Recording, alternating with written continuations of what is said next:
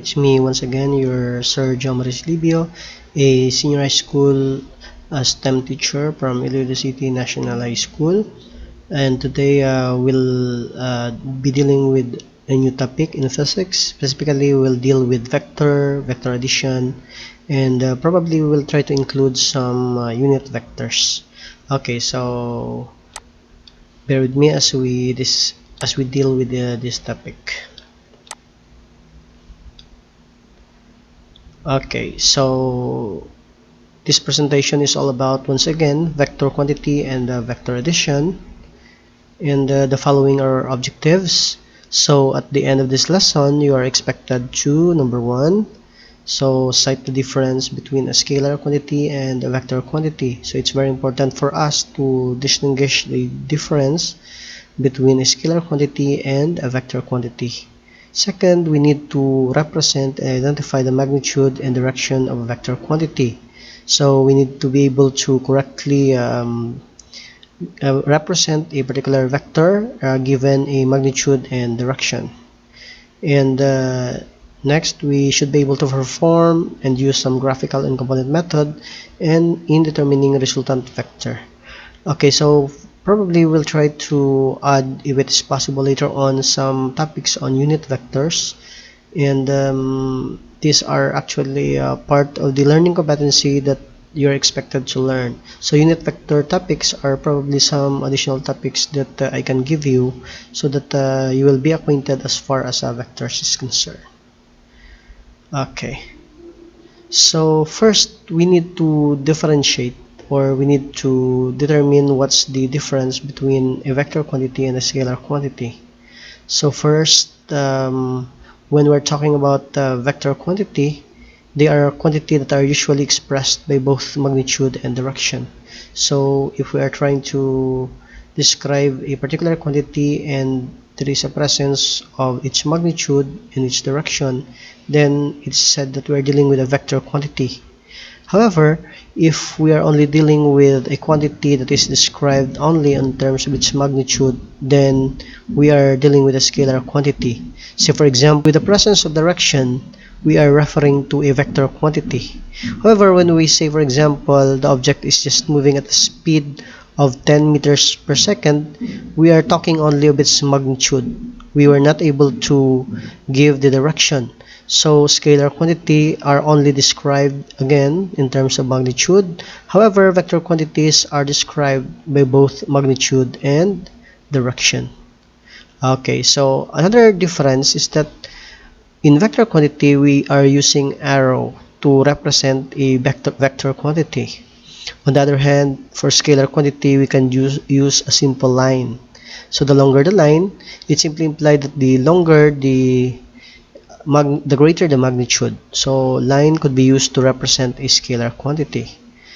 On the other hand, with the use of an arrow, it's possible for us to determine the direction of a particular vector. So for example, it's pointing up, down, at the right, or at the left. Okay, so there is a direction that is being given as far as the use of arrow is concerned. Okay, so the tail of the arrow has also a meaning, and including the length of the arrow. Okay, so those are the things that are considered to be the difference between a vector quantity and scalar quantity. Another striking difference is that when we perform addition or combination of vectors, usually in a vector quantity we employ what we call component method and graphical method. That is, if we wish to determine the resultant vector. Okay, on the other hand, if we wish to combine scalar quantity, there's no problem. It's like simply doing the arithmetic basic, the simple one, wherein, say for example, if you have a 5 minutes time added to another 5 minutes, it'll just simply give you 10 minutes. So very basic, just simply add, and they're treated like real numbers. However, when we deal with vector quantity, when we say, for example, a displacement 5 meters towards east being added to another vector, let's say 5 meters due west, you will notice that the magnitude of those vectors are both 5. However, the result is not 10. So if they are moving on the opposite direction, for example, a 5-meter displacement towards east added to a 5-meter displacement towards west would result to 0. So 5 plus 5 will be equal to 0 because of the direction. Okay, so that's the difference between a scalar quantity and a vector quantity. So to determine once again the resultant, the method that could be employed could either be component method or the graphical method. Okay, so usually to represent this quantity, the vector quantity, we are using symbols in such a way that we place an arrow on the top of a given symbol. So for example, for force, to indicate that this is a vector quantity, we can use an arrow placing that on the top of the symbol. For displacement, we have D with an arrow above it, indicating that this is a vector quantity. There are also some reference that may consider having the letter in bold, no, so that it's easy for us to determine that we are dealing with a vector quantity. On the other hand, when we are dealing with scalar quantity, these things or these symbols does not usually require arrows, or it doesn't necessarily require to be in bold to determine or to identify that this is a scalar quantity. The use of ordinary letters or symbols are employed to describe or to represent a vector quantity, a scalar quantity I mean. Okay, so that's the difference between a vector quantity and a scalar quantity. So I hope that you'll be able to understand the major difference. Okay, let's consider one of the common example of a scalar quantity and a vector quantity. So one of the concrete example of a scalar quantity is distance. If you will notice, when we are talking about the distance, we are referring to the total length of the path covered by a moving object. So for example, an object starts from position A and is expected to move to position B. So the object can take either the red path, so in the zigzag form from A, B, C, D, E, F, G. So this could be the first path of the moving object.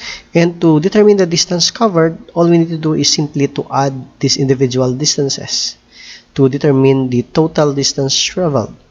Okay, if the object took up the green path, for example in this case, so for example it goes circular, probably it goes shopping and it goes to mall until it reaches its position, then you will notice that the object here, to determine its total distance traveled, we'll just simply need to account these individual distances. All of this will be considered in determining the total distance traveled.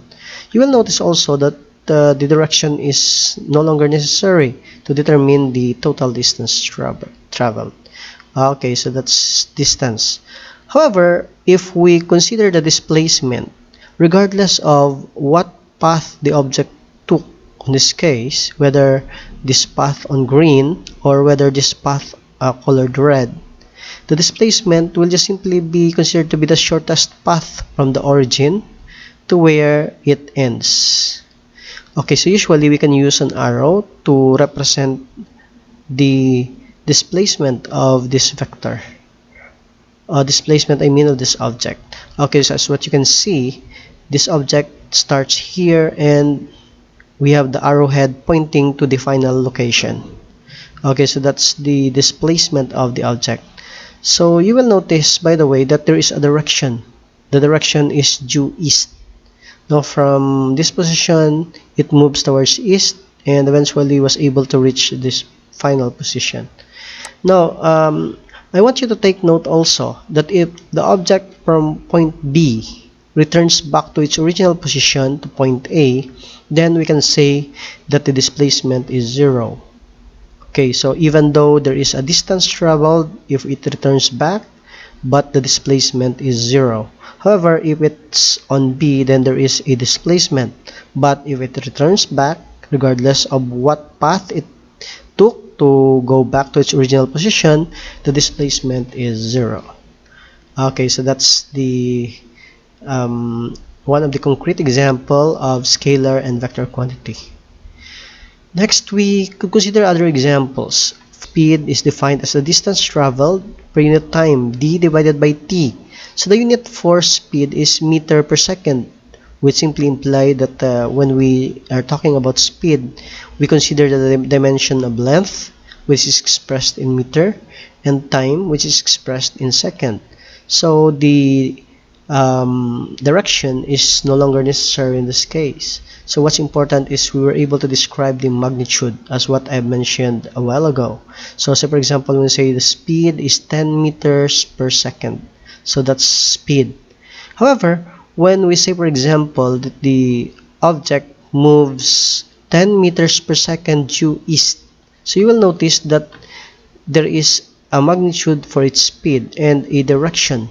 So with the presence of direction, we call this as velocity, and this velocity is what we call a vector quantity. So usually the symbol V with an arrowhead is used to represent velocity. So it's a displacement divided by time. So we get the unit also similar to speed, which is meter per second. However, you will notice that there's a need to specify the direction. Another example of a scalar quantity is mass. So it's no longer necessary to describe the direction of the object if we were able to obtain its mass. So it's enough to say, for example, that the object weighs, the mass of the object, for example, is 10 kilograms. Okay, on the other hand, when we're talking about force, which is expressed in Newton, let's say for example the weight is 50 Newton, then we really need to specify the direction. Okay, so the force is, let's say for example, 50 Newton towards east or 50 Newton towards west, so we really need to attach a particular direction. Similarly, scalar quantities include time, volume, area, and temperature with their corresponding units. So it's enough that these units will be described only in terms of its magnitude. So what's present there are only units. However, when we're dealing with a vector quantity, so we have units together with the direction. So for example, the weight, which is always directed downward, the moment in which the direction should be specified also, and all those stuff. So that's the difference between a scalar quantity and a vector quantity. So that's the difference. So the presence of direction for vector quantity and magnitude, while for scalar quantity we are only dealing with the magnitude. Okay, so those are the things that we should always bear in mind. Okay. The next, we need to consider how do we represent a vector quantity. So once again, as what we have pointed out a while ago, an arrow could be used to represent a vector quantity. So you will notice that the arrow has a tail in which the tail could possibly represent the origin of the vector. So it tells us where the vector starts. Okay, so the body, the length of it, correspond to the magnitude of the quantity that we are trying to describe. So for example, if we have set a scale in which 1 centimeter could represent 1 kilometer, then a 7 kilometer could simply be represented by having a 7 centimeters arrow. Okay, so because we said we can set up in such a way that 1 centimeter could be equal to 1 kilometer. So if we wish to represent 7 kilometers, we can have 7 centimeters. Similarly, if we can use also other units such as inches, let's say for example 1 inch is equal to 1000 meter. So it's also possible to use those units. You will notice also that there's an arrowhead. So the head of the arrow is used to indicate the direction of the vector. So once again, that's the reason why the arrow is one of the most effective way of representing a vector quantity. Okay. So there are important considerations in representing a vector quantity. One of it is by the use of a direction in which we can consider the news grid. News is an acronym for the direction in which N stands for the north. So usually north moving objects are those that are moving up.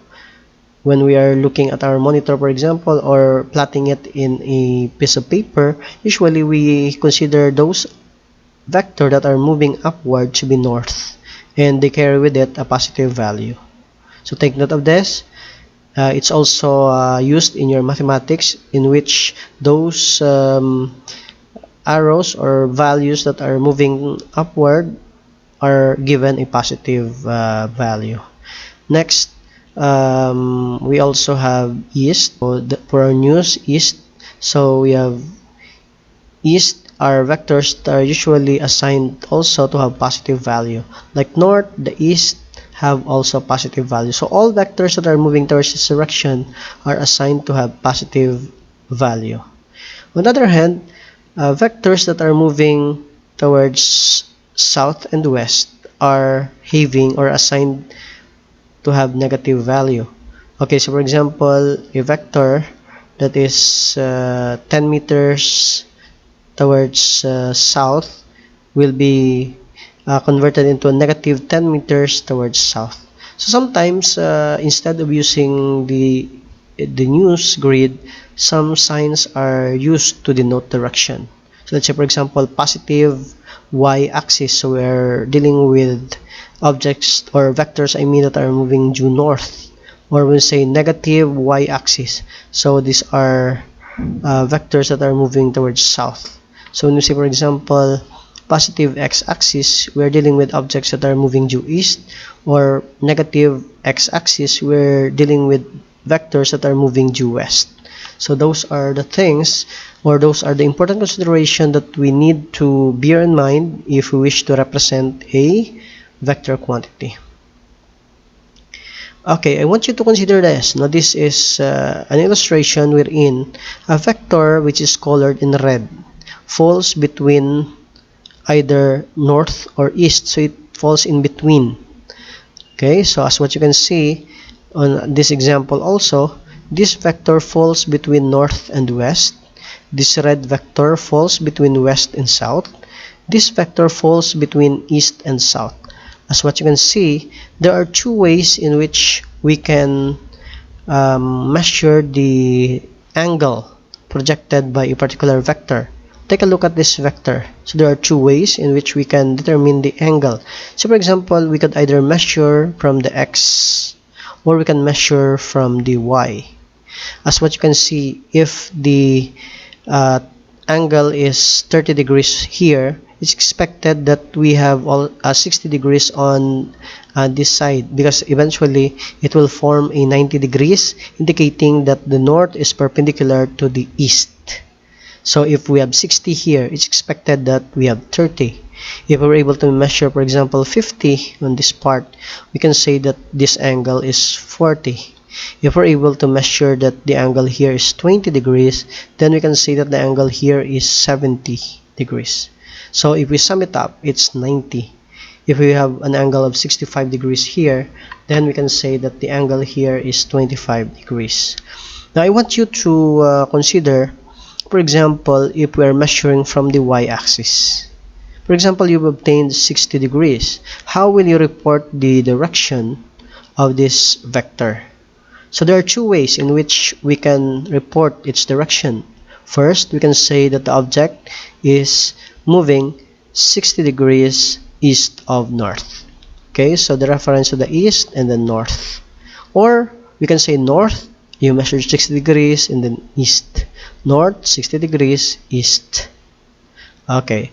Alternatively, in this side, if you are measuring from the y-axis, you, for example, get 50 degrees. Similarly, we can also say that this vector is moving 50 degrees west of north. Or we can also say that this object moves north 50 degrees west. Okay, so similarly also, when we have this vector at the bottom, you will notice if the angle obtained is 70 degrees, we can read the direction of this vector as 70 degrees west of south or south 70 degrees west. Okay, the same is true with this case. Say for example, the angle obtained is 65 degrees. Using your protractor, for example, you can read this vector as 65 degrees east of south or south 65 degrees east. So once again, by the use of graphical method, we can use our protractor to determine the angle here. Okay, so for example, we'd like to report we are measuring not from the y-axis, but we are measuring from what's common or what's usually practiced. So usually, when we do angle measurement, most would consider measuring from the x-axis, like in this case. So if, say for example, using a protractor, the angle obtained is 30 degrees, we can say that the vector is moving 30 degrees north of east. So sometimes when we say northeast or 30 degrees northeast, so we're talking about the measurement being done along x-axis. So in this case, once again, the angle is 30 degrees north of east, or we can also say that it's east 30 degrees north. Okay, look at this case also. Similarly, if we were able to measure 40 degrees in this case, we can say that, we can report this vector to be moving towards 40 degrees north of west or 40 degrees northwest. Okay, we can also call this alternatively as west 40 degrees north. Okay, so similarly at the bottom, if we have 20 degrees as our angle measured using our protractor, we can read the angle as 20 degrees south of west, or we can say that this is west 20 degrees south. Okay, on this side, if the angle measured is 25 degrees, similarly we can read this as 25 degrees south of east. So the reference is south of east, okay, or east 25 degrees south. Okay, so those are ways of reading the direction of the vector considering angles. That is in cases wherein the vector falls in between either north, east, northwest, west and south and east. So if the vector falls in between them, you have an option of either reading considering the y-axis or considering the x-axis. But the most common practice is to read the angle starting from the x-axis, and this is the common practice which are familiar to us. Okay, so I hope that later on it's easy for you to represent a particular vector given an angle and a direction. Okay, by the way, we consider this as cardinal reference. This is a method in determining or reading the direction of a particular vector. Okay, so we'll now proceed to vector addition. Okay, so it's very important for us to really understand how vectors are combined. So the first method that is usually employed is what we call the graphical method. So when we say graphical method, it involves drawing, we observe proper scaling, and we consider accurate angle measurement to determine what we call resultant vector. So when we talk about resultant vector, this is a vector produced when we combine two or more vectors.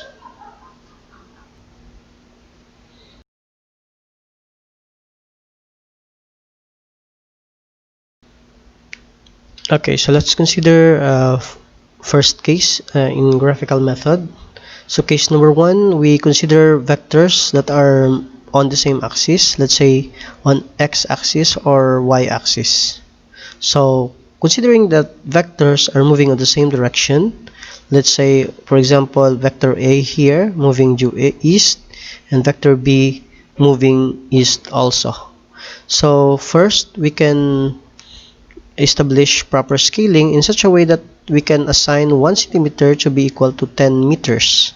So we can have an arrow with a length of 5 centimeters to represent 50 meters this case. Since it's moving east, then the direction of the arrow is towards this direction.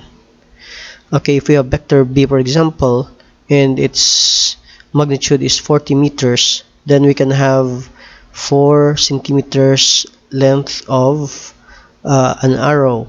So if we would like to combine them, if we would like to determine the resultant vector, we simply combine and follow common direction. So this is very simple, and we have, for example, 50 plus 40. This will give us 90 meters, and the direction is east, which is common to vector A and vector B. So there's no problem if they have common direction. All we need to do is to copy the common direction. Just combine the magnitude and copy the common direction. So the vector is given a positive value because, as what we have mentioned earlier, vectors that are moving towards east will carry with it a positive value. Okay, another case, for example, if the vector is heading towards south, and say, for example, vector A is 30 meters in magnitude. We're talking about displacement. So if we have 1, 2, 3 centimeters could probably represent 30 meters. So you will notice we assign negative value because this vector is moving towards south. Similarly, we also do the same with vector B because it's moving downward. It's towards south. Therefore, we have also 4 centimeters to represent 40 meter south vector. So as what we have mentioned a while ago, to combine them to determine the resultant vector, we need to simply combine. So we have 30 plus 40.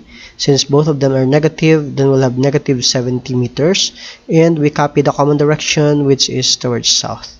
I want you to take note that this vector is given a negative value because, once again, those vectors that are moving towards south will carry with it a negative sign. Okay, so that's the graphical method in case we're dealing with vectors on the same axis and they have the same direction. Okay, next case. Let's consider a vector, although they are of the same axis, however, they are on opposite direction. So for example, we have two vectors. Vector A, for example, is 50 meters towards east, so it is positive because it's moving towards east. So we have 5 centimeter here because we say 1 centimeter could represent 10 meters, for example. Okay, so if we have a 50 meter towards east vector, then we also have 5 centimeter vector heading towards east, and once again it's positive. Sometimes if it is positive, it's no longer necessary to have plus sign because it's understood that we are dealing with positive value. Say for example, another vector which is moving on opposite direction has a magnitude of 20 meters and it's moving towards west. So we can represent this by having 2 centimeters arrow and it's moving towards west, therefore it's on the opposite direction. We can imagine this as a tug of war, wherein two vectors are trying to pull each other, and as a result you will notice that there will emerge probably be a what we call dominant vector. So it's expected that the vector with greater magnitude will be the dominant vector. Okay, so all we need to do is simply to subtract if they are in opposite direction. So of course 50 minus 20, this will give 50, and then 20, of course this will give us positive 30. So the positive value of x will be greater or will prevail on this case. So the final resultant vector will be 30 meters towards east. So it will follow the direction of the dominant vector, which is 50 meters and it's east. Okay, so once again, since it is moving towards east, then this vector is given a positive value. Okay, so on the other hand, you will notice if vector is towards west on this example, it's given a negative value. However, if the two interacts, if we combine the two, the result will be dependent on the more dominant vector. Okay, so that's what will happen. We simply subtract if they are on the opposite direction. Next, let's consider the case. Okay, so they are moving along y. However, this one is towards south and the other one is towards north. you will notice that vector that is moving towards south is given a negative value. So we have negative 30 meters. So we have 3 centimeters considering the length of the arrow. And we have vector B, for example, in this case, we have 50 meters north. It will be given a positive value. So we simply subtract if they are in the opposite direction. You will notice that the resultant will be 20. So it will carry with it a positive sign and it's moving towards north. Okay, so that's how we deal with vector if they are on the same axis but are moving on opposite direction. So it's very simple. Just simply subtract and copy the sign of the vector with a greater magnitude. Okay, so we have a case wherein two vectors are no longer on the same plane. So one of them is on the x-axis, like what you can see on vector A. And another vector is moving towards y-axis, as what you can see on vector B. Okay, so those that are in yellow, for example, are the given. So they are perpendicular to each other. So, meaning they are forming 90 degrees, acting towards each other. So one vector is acting towards x-axis and vector B is along y-axis. So how do we deal with this? So the first technique that we can use using graphical method is what we call the parallelogram method. So by the name itself, we're talking about parallelogram. We would like to create a parallelogram. So as what you can see, if this is vector A, we need to draw a projection of this vector from the head of another vector. So you will notice this is vector B and this is the head. We need to draw a projection. It's like an imaginary vector with similar magnitude to vector A. So we will call this as vector A prime. Okay, so we can create here a frame of reference and attach the tail of vector A prime and eventually trace vector A prime, a projection of vector A. Similarly, for vector B, from the head of vector A, we could also draw a projection of vector B. We will call this as vector B prime. Okay, so you will notice that the location in which the two heads meet is where also the head of the resultant vector. So the result of these two vectors will be this vector that is colored blue. So and this is what we call the resultant vector. So meaning if we combine the two, it will result to this blue vector, and this is what we are actually looking for. Okay, to determine its magnitude, of course, we can use a ruler, probably depending on the units that we assign. If we assign, for example, centimeters to be the equivalent to certain value, for example, then we can use centimeters to measure its magnitude. However, if we're using inches or inch, then we can also consider the magnitude. So it depends on how large the given is or how big the values are or how small. Okay, so aside from the magnitude that could be obtained using measurement, we can also determine the angle by measuring from the x-axis or either by measuring from the y-axis. But once again, the most common practice is to measure from the x-axis, wherein we will be getting the theta. So if we get the angle, we are all aware on how to determine the direction of this vector. We have here east and this is south, and this vector is heading towards this direction, and we are measuring from the x-axis. So we can say that, for example, the object is acting at certain angle and the direction is southeast or south of east. Okay, we get the angle, we report the magnitude, we get the angle, and we report the direction to be south of east. Okay, so that's how we do it when we deal with parallelogram method. So what you can see, by creating a projection, we are creating what we call parallelogram. Okay, so next case wherein we consider still two vectors that are colored yellow. So in this case, however, you will notice that we are using a what we call head to tail method. By the use of head to tail method, we simply connect the tail of vector B to the head of vector A, like in this case. Okay, so we connect the head of vector A to the tail of vector B. So we can draw here a frame of reference, and then we attach vector B. Okay, so you will notice also that we are looking for a what we call a resultant vector, a vector that is equivalent to these two vectors colored in yellow. As a result, we obtain this. As what you can see, using head to tail method, we were able to obtain the same magnitude and the same angle.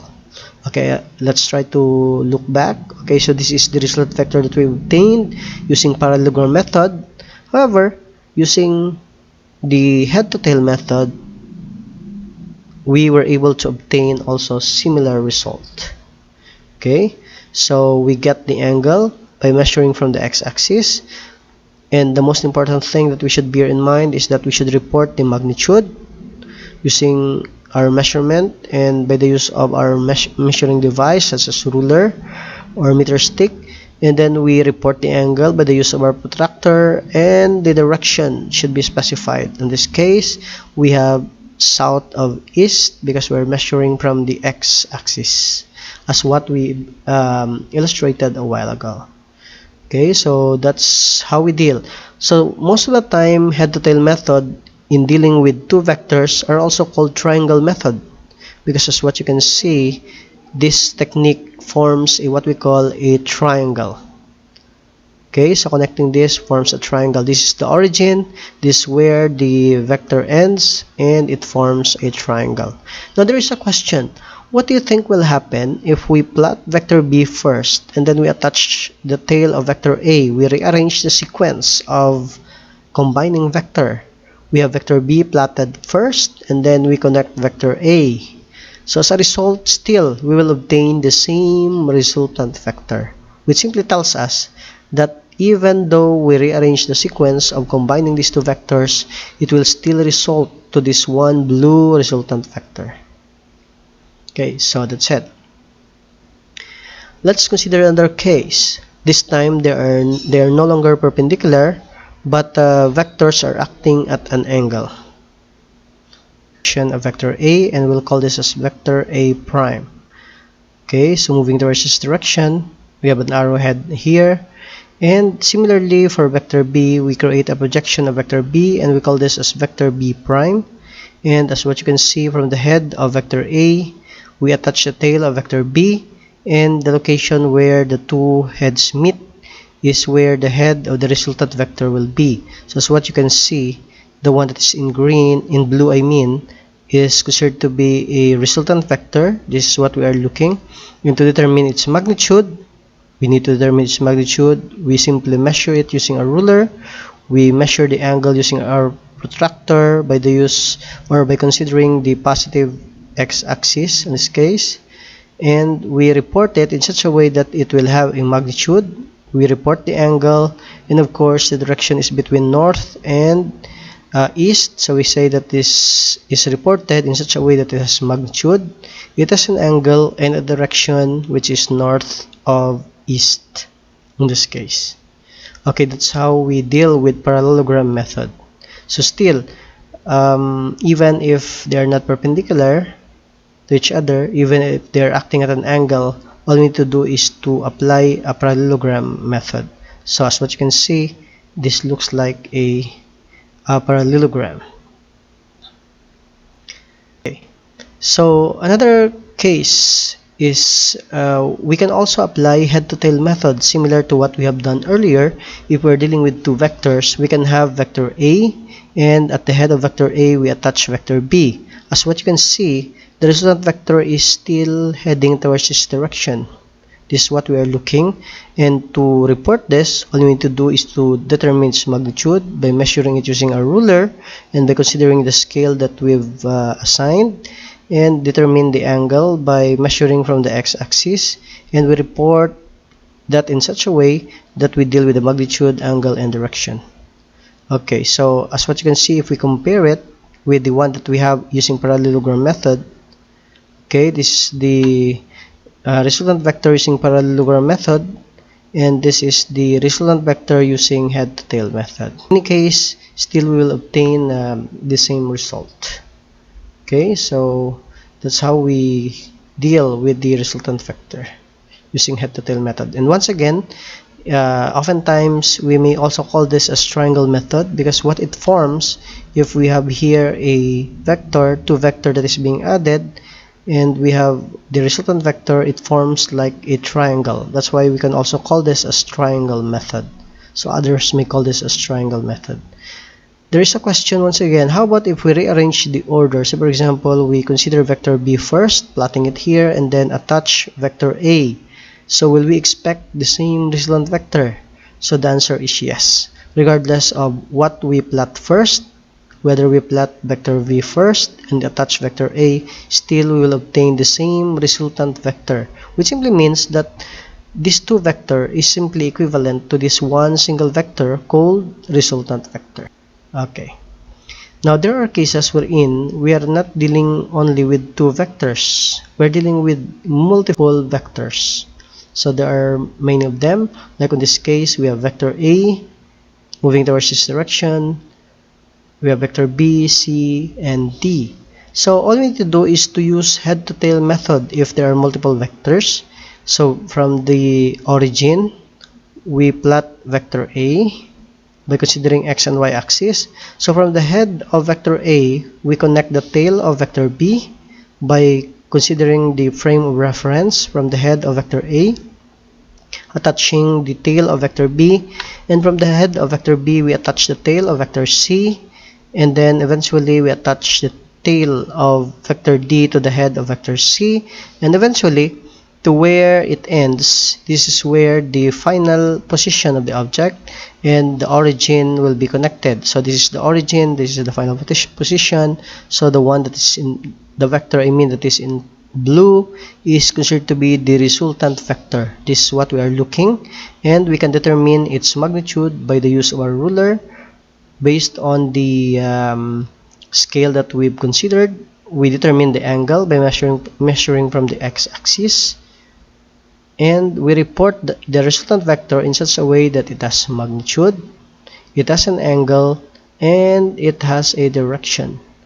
Now there is a question once again, how about if we rearrange the order? So for example, we plot vector D first, and then we plot vector C, plot vector B, and vector A.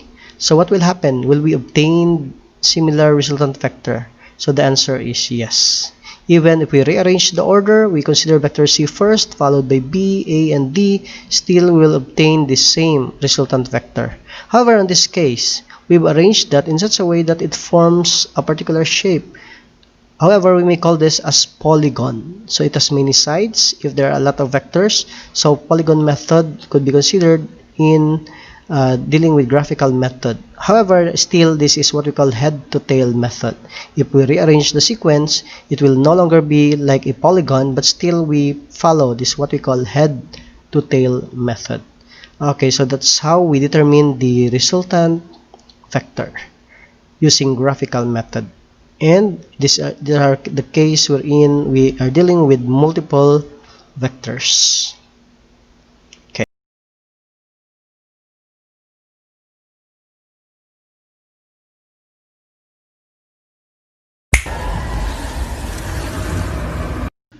Okay, so component method is another way of determining the resultant vector. This is by determining the x and y component of the individual vectors. So for example, in this case, we have a vector that is in between north and east, and there is an angle that is obtained by measuring from the x-axis. Okay, so to deal with this, we look at this vector in such a way that this could probably be a result of two individual vectors. Namely, we have vector A along the y-axis and another vector which is vector A along the x-axis. So we can say that this vector has two components. No? So we have the y component and the x component. Okay, as what you can see, in our triangle method last time, we have seen that a resultant vector could probably be produced by combining two vectors. With the use of head-to-tail method, we can say that probably this vector is a result of two vector, a sub y and a sub x. Or in short, we can decompose this resultant vector into these component vectors. Okay, so it's very important that all vectors will be described in terms of their x and y component, so that as what we have learned, it would be easy for us to combine vectors who are all along y or all along x. All we need to do is simply to add all vectors that are of the same direction and subtract that with vectors that are moving on opposite direction. So we would like to get rid of vectors like this that are acting at an angle in either x or y axis. Okay, so let's consider, for example, a case of a vector 70 meters 30 degrees north of east. So 70 meters imply that this vector is a displacement. Okay, so a displacement of 70 meters 30 degrees north of east, so meaning we are measuring from the x-axis. This is our angle, 30 degrees. This is the vector. We have a magnitude 70 meters, and you will notice that this could probably be a result of two vector using head to tail. Probably this vector has x and y component, and we would like to determine the x component and the y component. If you will recall on your trigonometry, you have this what we call the SOHCAHTOA. SOHCAHTOA is a mnemonic device that will enable us to easily remember the formula. If, say for example, we have an angle and sides in a triangle, so you'll notice it looks like a triangle. Okay, so we say sine of the angle, let's say this angle is 30 degrees, is equal to the opposite side, which is a sub y, the opposite to the angle, divided by the hypotenuse, which is the a in our case. So we have a sub y over a. Now, since we are looking for another formula, is the ka, which tells us that cosine of an angle is equal to the adjacent side. This is the adjacent side, a sub x, divided by the hypotenuse, a, vector a.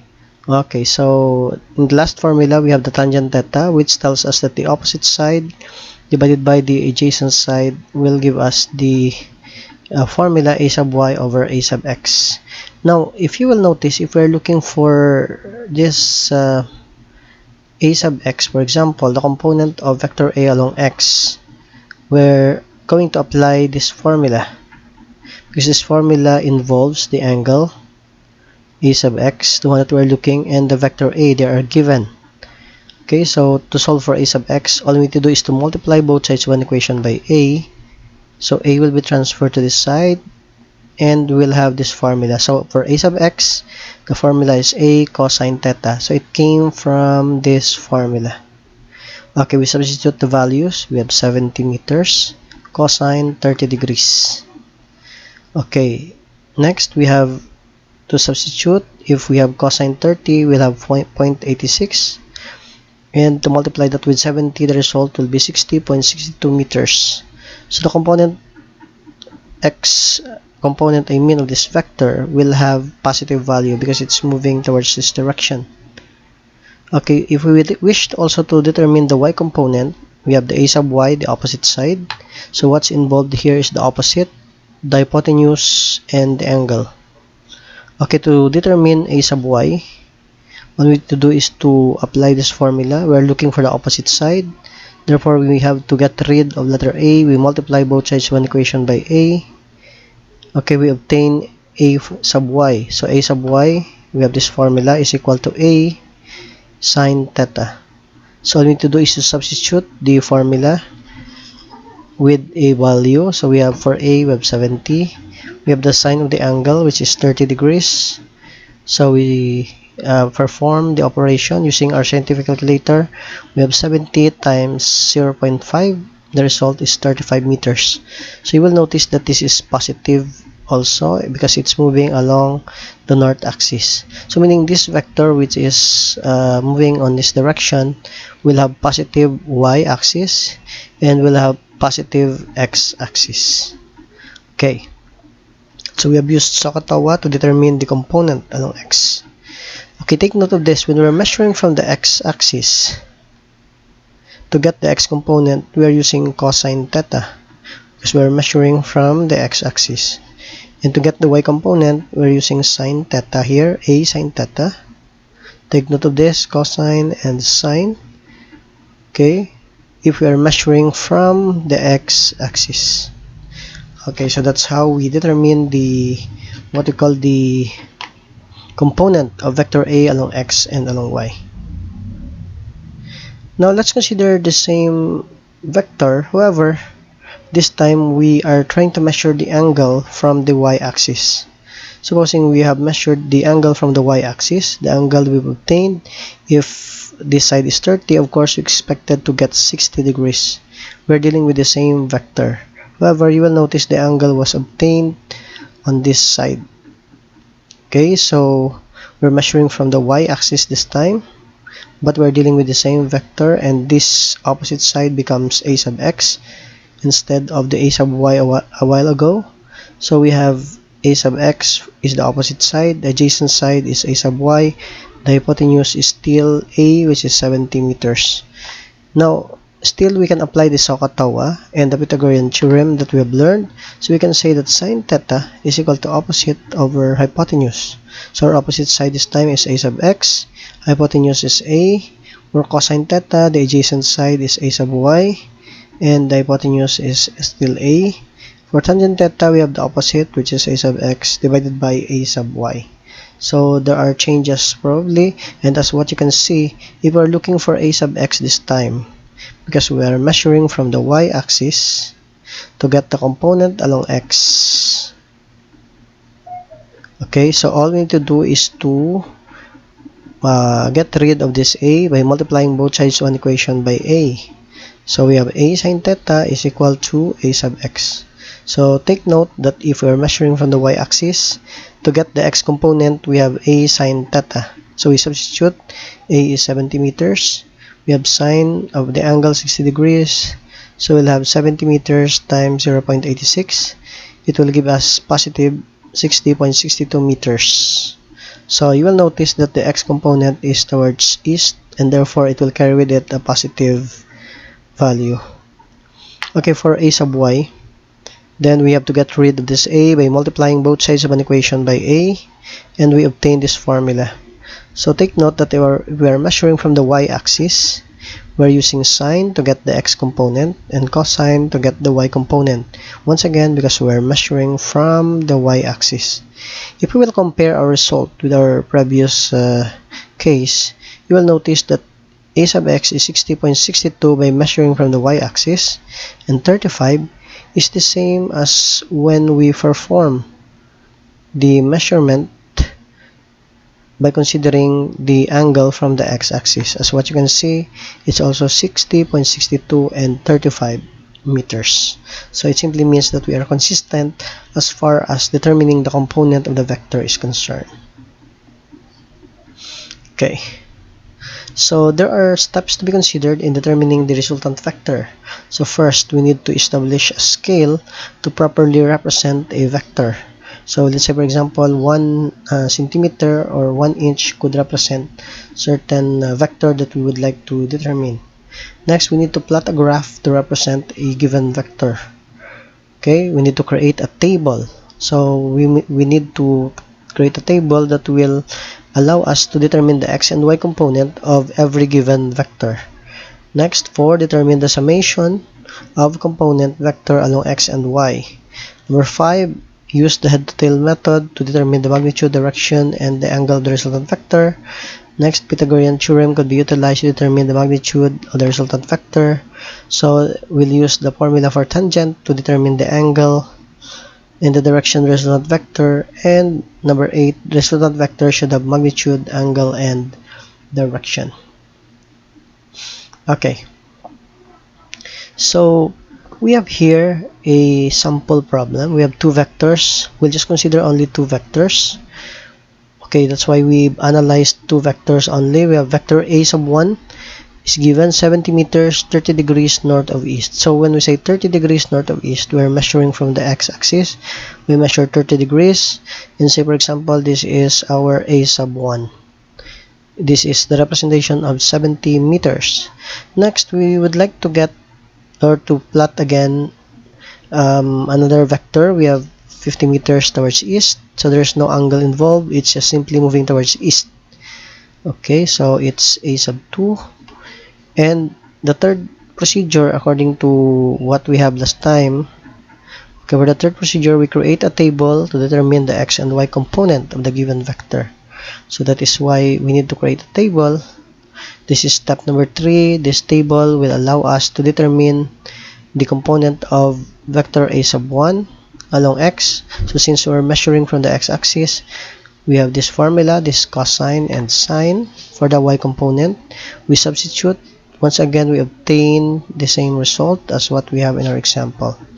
For the second vector, you will notice that the component along x is 50 meters. However, there is no component along y. It's only all along x. It has 0 component along y.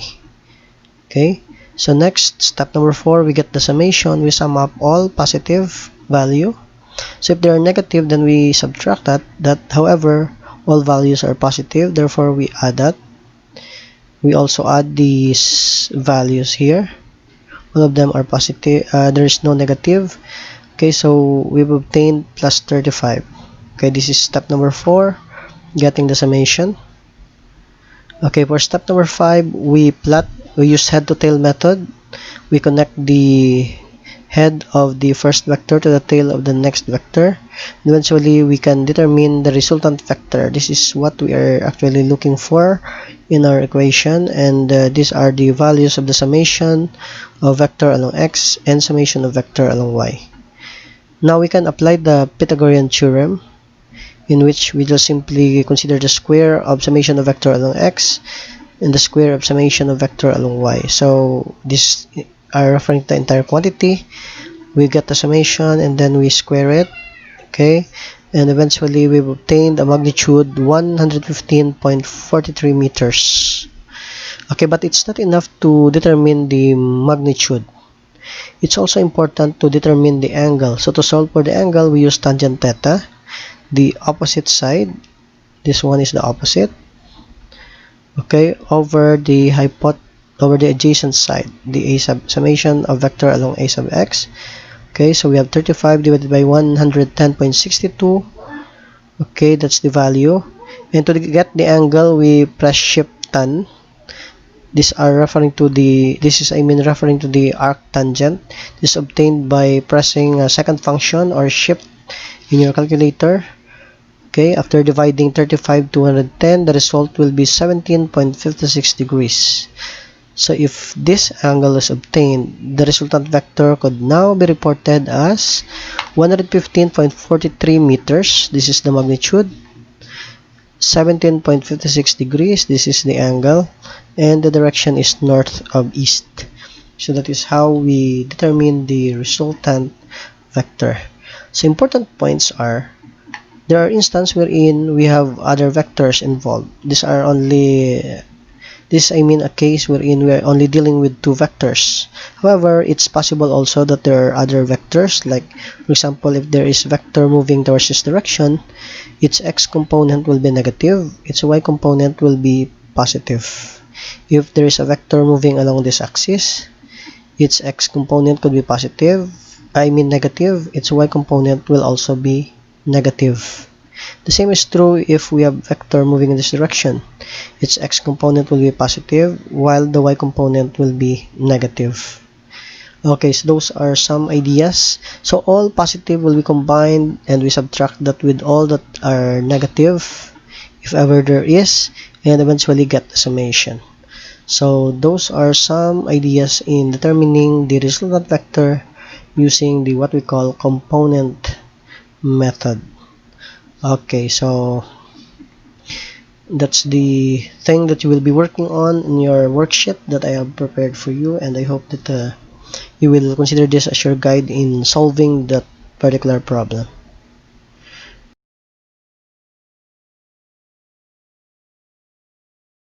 so the next topic that we will try to focus on will be about unit vector. Okay, so when we say unit vector, the magnitude of this vector is actually equal to 1. Okay, the primary purpose of this vector is to indicate its direction in space. So this vector has no particular units, and they serve only as notation to express components of vectors. So we can consider, for example, a unit vector I hat. So this caret that is found on the top of letter I is called hat. So we call this as I hat. So that points to the direction of positive x-axis. In the unit of vector j hat, that points to the direction of the positive y-axis. That is in the case wherein we are dealing with the x and y coordinate. Okay, so in the illustration below here, we can consider how these unit vector are being situated. So you will notice that the j hat tries to point to the direction of the y-axis, while the I hat points to the direction of the x-axis. This is in the case wherein we are dealing with the x and y coordinate system. Okay, however, there are instances wherein we are dealing not only with the two-dimensional vector, but we try to write vector in terms of its components having 3 dimensions. Specifically, if we have a vector, we can have a vector with a component along x, denoted by I hat. We have vector along y, so described by the j hat, and vector along z axis as presented by the k hat. So that's the dimensional way of specifying the direction and the component of vector b. Okay, using unit vectors, for example, we consider two force vectors. So the unit N stands for the Newton, which is the unit of force, and the unit of force is to be analyzed in this example that we have. Okay, so for example, we have vector A, so it's A with an arrowhead, indicates that we have vector A. So for example, it has a unit which is 5i hat in the x-axis. We have negative 3j hat in the y-axis, and 2k hat positive for the z-axis, where it's noted by the 2k hat, and the unit is Newton. Okay, another vector, for example, for vector B, we have 8i hat plus 3j hat minus 8k hat. All are describing the B vector. Okay, so for example, the question is, we are asked to find the magnitude of force M. So we are looking for M, wherein M is equal to 3 times vector A plus 2 times vector B. So you will notice that the scalar quantity here is 3, and we multiply that to a vector quantity A with 3 dimensions. Similarly, we have to consider the scalar quantity 2 to be multiplied to vector quantity B, and eventually if we add these two terms, it will result to M.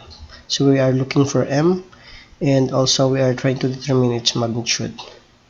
Okay, here we can say that we write again the vector A in 3 dimensions. We have 5i hat minus 3j hat plus 2k hat.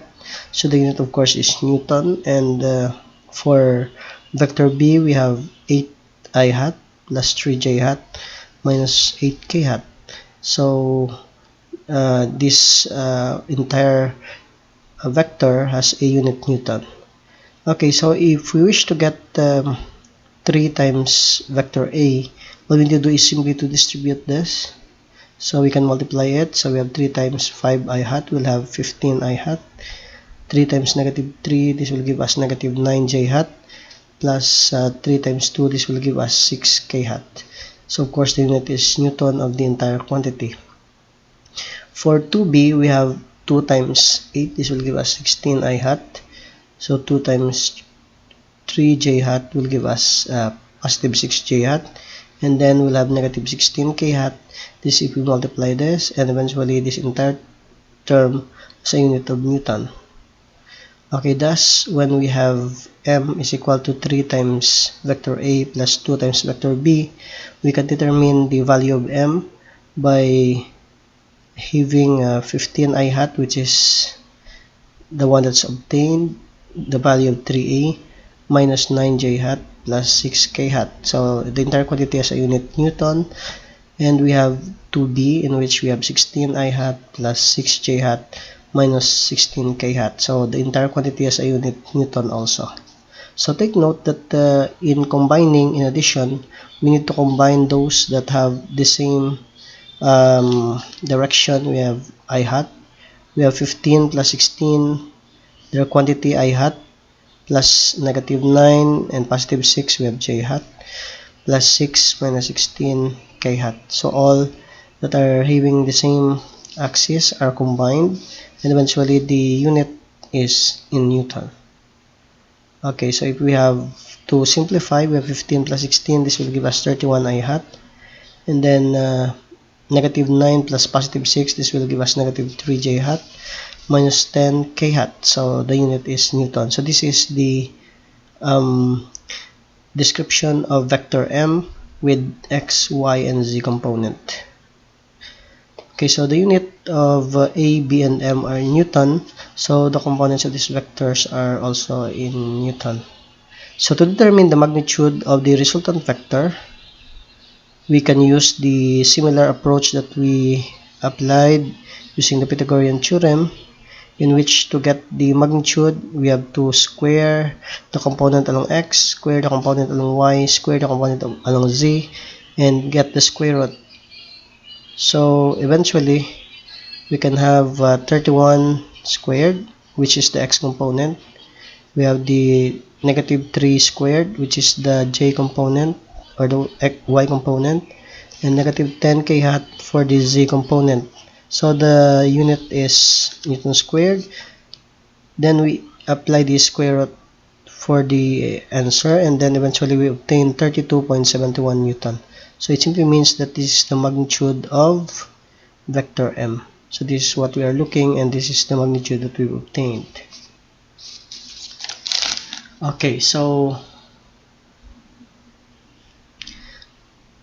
how about when we deal with the products of vectors? So products of vectors could either be in two forms. It could either be scalar product, in which we can say that if we multiply the two vectors, let's say vector a and vector b, then we can obtain what we call a scalar quantity, which is the product of two vectors.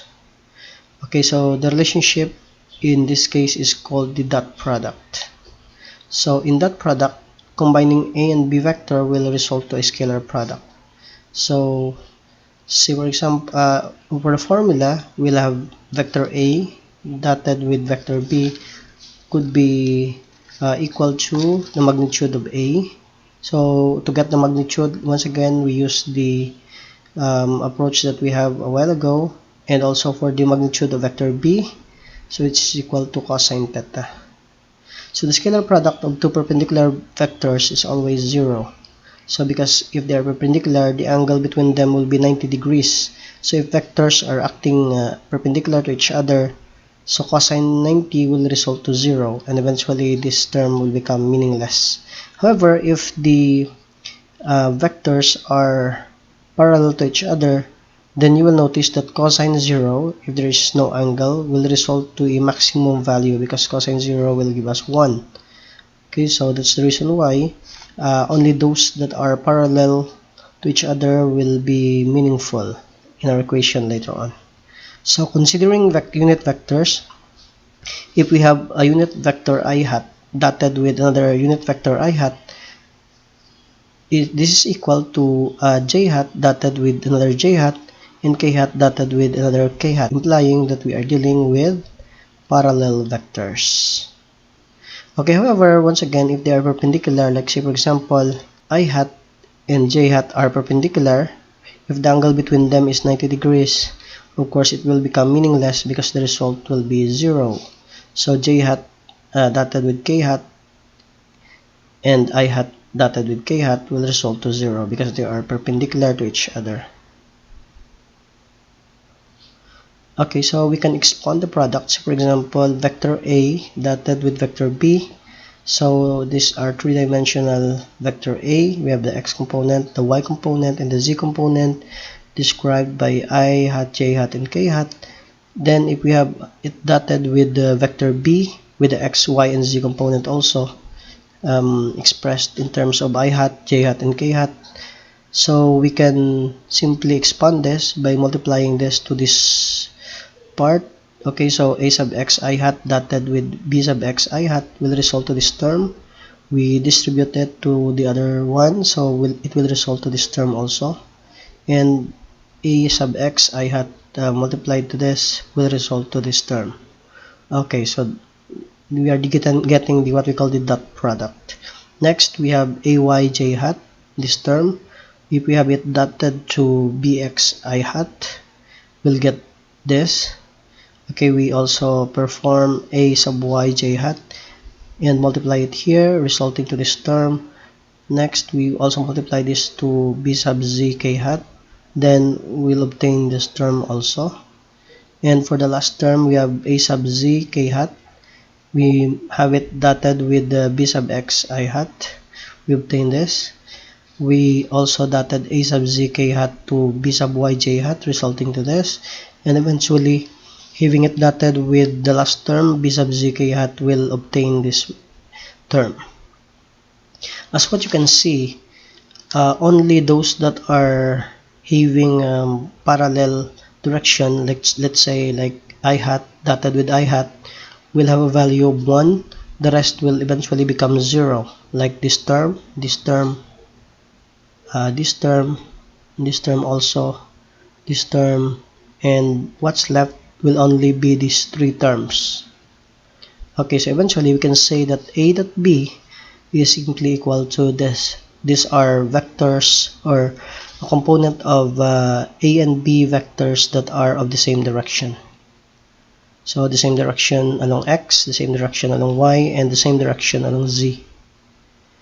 Okay, so to determine the angle between the two vectors, so we can recall that a dot b is equal to ab cosine theta. However, we can also say that a dot b is equal to this term, the one that we have obtained a while ago. And if we equate this term with this term, eventually we end up with this formula. And by the use of this formula, it's possible for us to determine the angle by determining the magnitude and the component of vectors along a sub x, a sub y, a sub z, and b sub x, b sub y, b sub z. Okay, as what you can see, using this formula, it's possible for us to determine the theta. Okay, so let's consider a sample problem. Supposing we have an illustration below wherein we would like to determine the scalar product of two vectors. Namely, we have vector A as a magnitude of 20.00 and vector B as a magnitude of 37.00. You will notice that there's no arrowhead on the top of this. It simply indicates that we are dealing with a magnitude of this vector. So in illustration, we have vector A with a magnitude of 20.00, vector B has a magnitude of 37.00, and the angle that vector A is being considered when measured from the x-axis will be equal to 50 degrees. So you will notice, by the way, that on this case, since it is acting at an angle, vector A has a component along x and along y. However, what we know about this vector A is only its magnitude. We're not able to determine the x, y, and z component, but what we are aware that the magnitude of this vector is 20.00 units, and it is projected at a certain angle, let's say 50 degrees. Now we wish to determine the scalar product. To do that, all we need to do is simply to apply a formula a dot b is equal to a times b cosine theta. Since we are already aware with the magnitude of vector a and b, we simply substitute, and the result is very easy. Just simply get the cosine of the angle, cosine 50, multiplied it to this value, eventually the result will be 475.66 units. So this is the magnitude, or the result I mean, of the dot product of vector A and vector B using the formula. However, we can also do the alternative approach. Okay, so we have seen that the component along x of A could be determined by using the formula. So we have the magnitude times cosine 50 to get the x component. We've obtained this value. You will notice that A also has y component. According to what we have learned last time, we use sine to determine that. The magnitude times the sine of the angle. Then we'll have 15.32. However, you will notice that there is no z component. It's 0. For the B, you will notice that it has only x component. It has no y component. So it has 37 because cosine 0 is 1. Okay, there's no y component because sine 0 is of course 0, and there's no component along z. Now if we apply the formula that we have last time, okay, a dot b is equal to this formula, but you will notice that a sub y times b sub y is 0, therefore this term becomes 0, and a sub z times b sub z is also 0 because a sub z is 0. What's left is only this term, which is meaningful to us because they have values. So eventually this will be the result. A dot b is equal to this term. It's equal to 475.66. That is the same if we perform the operation using the formula that we have last time. So we have also the same result. Okay, so that's the idea. Okay, another problem, supposing instead of magnitude, what's given is the vector with a description along x, y, and z. So we were able to determine the unit vector along these directions. We have 5i hat minus 3j hat plus 2k hat. This is how we describe vector A. And another vector is vector B, in which we have negative 6i hat plus 3j hat plus 8k hat. So these are the description of vector B along x, y, and z axis. Now the angle could be determined by the use of the formula that we have. We have this formula a while ago. However, we are not aware of the value of the magnitude of A and B. Now to do that, we need to determine first the components. So you will notice that our A sub x here is positive 5. A sub y is negative 3, A sub z is 2, while for b we have negative 6, positive 3, and positive 8. So these are the components of vectors along x, y, and z. Okay. Now, since we have this formula, we can substitute the values, and eventually we obtain and we determine that a dot b is equal to negative 23. Okay, so it's a scalar. The product of two vectors is dotted to each other will be equal to scalar product. So it's equal to negative 23. Now the next step is to determine the magnitude of vector b. So to determine the magnitude, we have to square the components as what we have done, and then we get the square root. So eventually, we just simply square the given.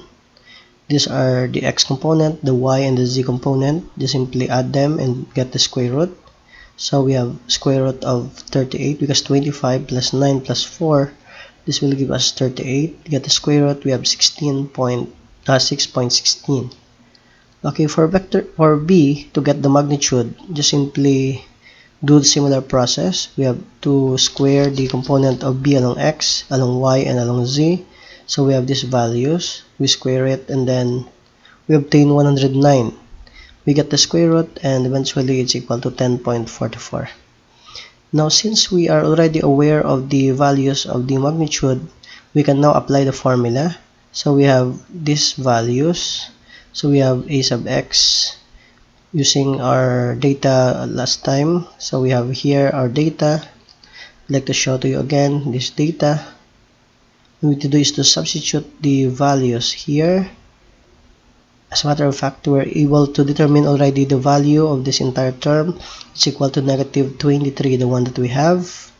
Okay, what we will do next is to consider what's at the bottom. We have the magnitude of vector A, we have 6.16, and magnitude of vector B, we have 10.44. So we multiply it. So negative 23 divided by 64.31, this will give us negative 0.3576. Now we would like to get the angle. Therefore, we must consider the arc cosine here. So to do that, all we need to do is to shift cosine or second function cosine using your scientific calculator, and eventually you will obtain this result. So the angle that you will obtain is 110.95. So this is our cosine of this value, and this is the angle 110.95. Okay, the next topic is about vector product. Okay, so when we say vector product, we deal with the other product of vector. So the first one is the dot product, but this time we are dealing with a vector product. So if we have A and B, their vector product is A cross B. So this X stands for cross. Once again, this relationship is known as the cross product. So the cross product could also be expressed as A cross B is equal to magnitude of A times magnitude of B sine theta, which is equal to C. So the vector product of two parallel vectors with the same or opposite direction is equal to 0. So it's different from the one that we have earlier. Earlier, for a dot product, those that are parallel have meaning. But this time, if vectors are parallel to each other, then the result will be 0. So it will become meaningless. However, the relationship could also be expressed, by the way, in terms of vector A crossing vector B could be equal to the negative vector B crossing vector A. So we have here it's equal to C, and you will notice that the vector product of two perpendicular vectors is at its maximum.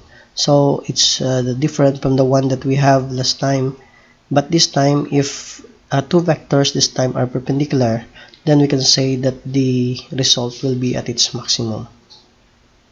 Okay, because you will notice that if we have an angle here using our formula, angle of 90 degrees perpendicular, this sine theta will become 1. However, if the angle between them is 0, then the sine 0 will be equal to 0. So therefore, it will become meaningless. Okay, as what you can see, if we deal with the unit vectors in this case, you will notice that I hat crossing I hat and j hat crossing j hat, same as true with k hat crossing k hat, will result to 0. However, if we have I hat crossing j hat, the result will be k. We have j hat crossing k hat will result to I. K crossing I will result to j. However, you will notice that we can have the negative j based on this formula. So negative j hat crossing I hat will give us k also. Here we do the same process. We have negative k hat crossing j hat will result to I hat. Or we have negative I hat crossing k hat will result to j hat. So those are only the things that are having meaning. Okay, but if one unit vector is crossing the same unit vector, then the result will be 0. So we can expand our our vector product as follows. So if we have A cross B, so if we have this term crossing with this term, it will give us this term. Now if this term is being crossed to this term, it will result to this. This term crossed to this will result to this term. Okay, next we have A sub y j hat. We have this term crossing this term, it will result to this. Okay, so A sub y j hat crossing this one will result to this term. Okay, this one crossing this one will result to this term. Okay, next we have A sub z k hat. when it crosses this, it will result to this term. Okay, crossing this here will result to this, and crossing this one here will result to this term.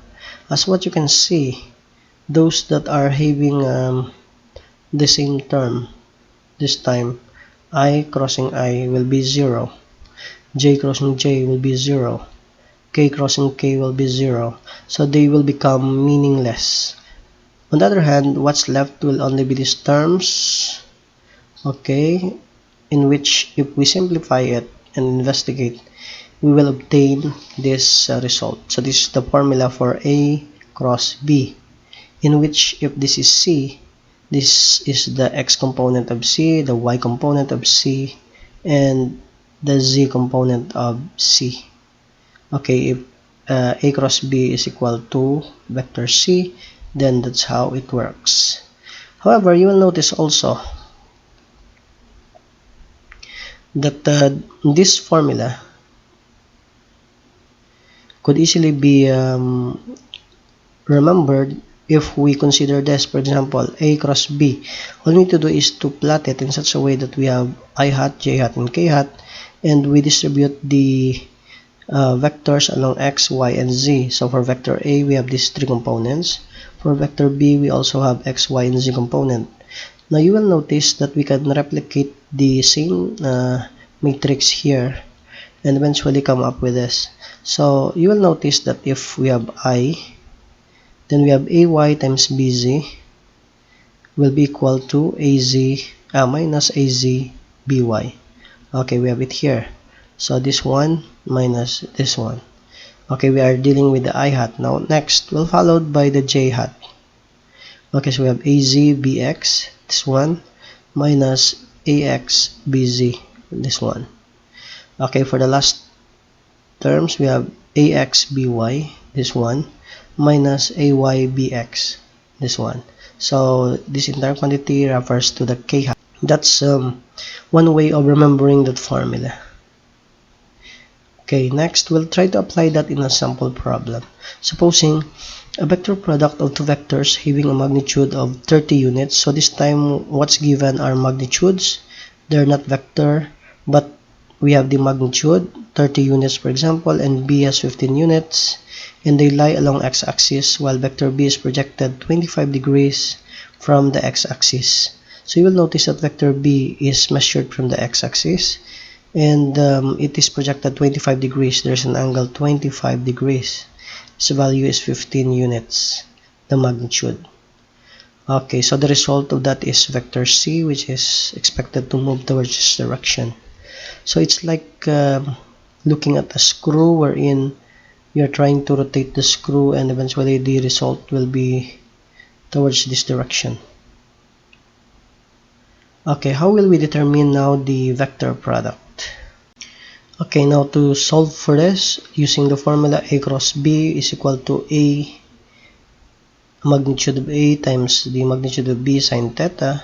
Since we all know that the angle is 25 degrees, we know the value of the magnitude of A and magnitude of B, then we substitute that, and eventually we can obtain A cross B to be equal to 190.18 k hat. Now considering that the resultant falls along the z-axis.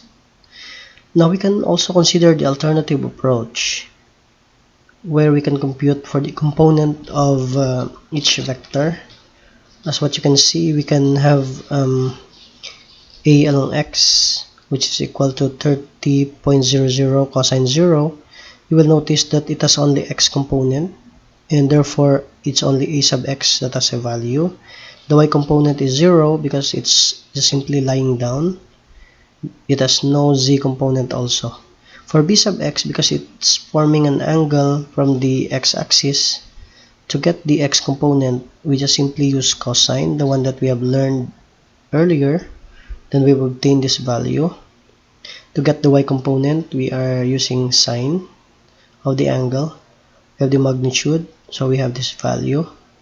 For the z component, of course, there's a 0, there's no component.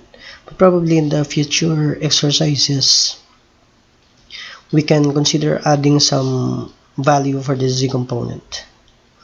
Okay, applying this in the equation, then eventually A cross B is obtained by the use of this formula. Okay, you will notice that the first term becomes 0 because you will notice that b sub z is 0. So this term immediately becomes 0. A sub z becomes 0 because the value of this is 0. So this term also becomes 0. Also, we have here the b sub z becomes 0. So all of these terms will be cancelled. They are meaningless except for the last part. Okay, so you will notice that we have a sub x, which is a value, and b sub y, which is also a value, which is 6.34. So the last part is 0, and eventually 0 times 13.59, this will give us 0 also. So as a result, we will have a cross b is equal to 190.2 k hat.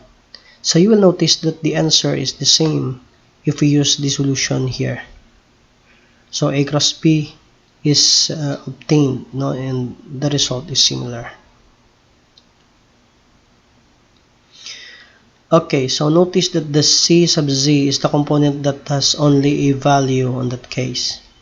However, this second term is 0, and what matters is only this one. So that's what we deal with in the previous example. Okay, the next problem. This time we try to deal with vector and their corresponding components along x, y, and z. So you will notice vector A is described to have a unit vector 5 along I hat. So we have minus 3j hat plus 2k hat. So they have what we call value along x, y, and z, and the direction is described by the unit vector. And we have another vector b. We have negative 6i hat plus 3j hat plus 8k hat. So you will notice that these vectors, for example, if we would like to get the product of these two vectors, then their vector product could be determined by considering the formula, the one that we derived a while ago, which has a component along x, component along y, and component along z, to be okay. So the components were already identified.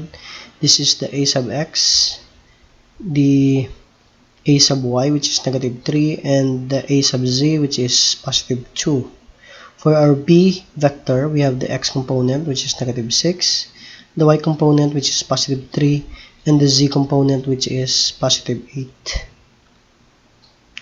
Now, substituting the values using a cross b, then eventually we have negative 3 times 8 minus 2 times 3, this is referring to the I hat, plus the quantity of 2 times negative 6 minus 5 times 8, this is entire quantity is for j hat, and 5 times 3 minus negative 3 times negative 6, this is for k hat. So if we combine the two, negative 24 minus 6, this will give us negative 30, plus 12 minus 40, this will give us negative 52, and we have 15 and negative 18. So this entire term is now the product of A cross B. So this entire term. Okay, so I hope that you will practice on this, no? And anyway, these are probably some supplementary topics.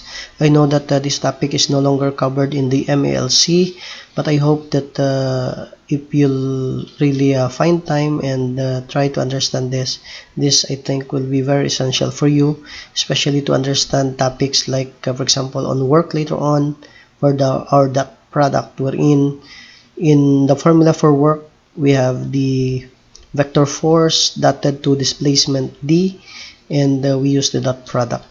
And there are a lot of applications later on that will require us to understand the unit vectors, especially those that are in 3 dimensions.